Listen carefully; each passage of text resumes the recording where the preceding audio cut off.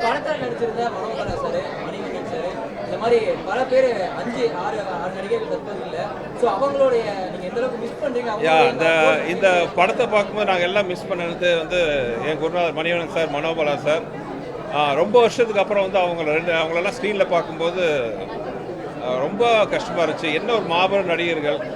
அது அந்த கிளைமாக்ஸ் முன்னாடி மனோபலா ஒரு காமெடி போர்ஷன்லாம் வரும்.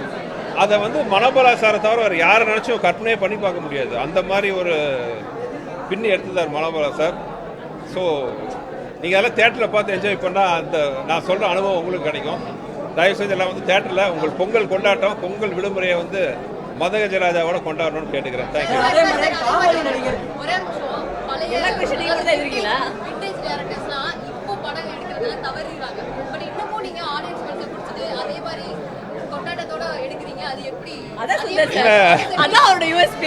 இல்ல ஆடியன்ஸ் பல்ஸை பிடிச்சி கொண்டாட்டமா நடிக்கிறேன்னா, ஆடியன்ஸ் பல்ஸை பிடிச்சி கொண்டாட்டமா படம் எடுக்கிறேன்னா காரணம் நானும் ஆடியன்ஸாக தான் இருக்கிறதுனால தான்.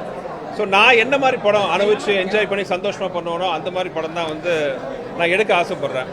என்னை பொறுத்தவரை என் குடும்பத்தோட சந்தோஷமாக அந்த 2 மணி நேரம். ஏன்னா ஒவ்வொரு டேரக்டரும் ஒவ்வொரு ஸ்டைல் இருக்கும். சீரியஸாக எடுக்கிறவங்க இருக்காங்க, சமுதாய பிரச்சனை பற்றி எடுக்கிறவங்க இருக்காங்க, ஆக்ஷன் ஓரியன்டாக எடுக்கிறவங்க இருக்காங்க, த்ரில்லராக எடுக்கிறவங்க இருக்காங்க. ஐ ஆம் என்டர்டெய்னர். என் படம் பார்க்கும்போது எல்லாம் சந்தோஷமாக பார்க்கணும், அதான் முக்கியம்.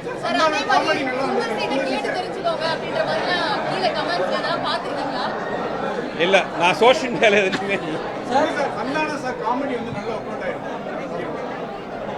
சந்தானம் வந்து ஆக்சுவலாக நான் எவ்வளோ சந்தானத்தை நான் மிஸ் பண்ணுவேன்னு நீங்கள் இந்த படம் பார்த்தா தெரிஞ்சுக்கணும். சந்தானம் நல்ல பெரிய ஹீரோவாக இருக்கார். என்னுடைய சின்ன ரிக்வெஸ்ட், நான் மியூசிக் அன்றைக்கி ஃபங்க்ஷனில் வந்து விஜய் ஆண்டனி பற்றி சொன்னேன். நீங்கள் மறுபடியும் அப்பப்போ மியூசிக் போடணும் எங்கள் படத்துக்கலான்னு. அதே மாதிரி சந்தானம் வாங்க, we are missing you lot as comical இதுலேயும். இது கேட்கக்கூடாது, சந்தானம் கோச்சுக்குவார். இருந்தாலும் சொல்கிறேன், வி மிஸ் யூ சந்தானம். இந்த படத்தோட பார்ட் 2 இல்லனா வந்து விசா சாரை வச்சு தொடர்ந்து படம் பண்ணனும்ன்ற என் லைஃப்லயே நான் கொடுத்த பெரிய இன்டர்வியூ தான் நினைக்கிறேன்.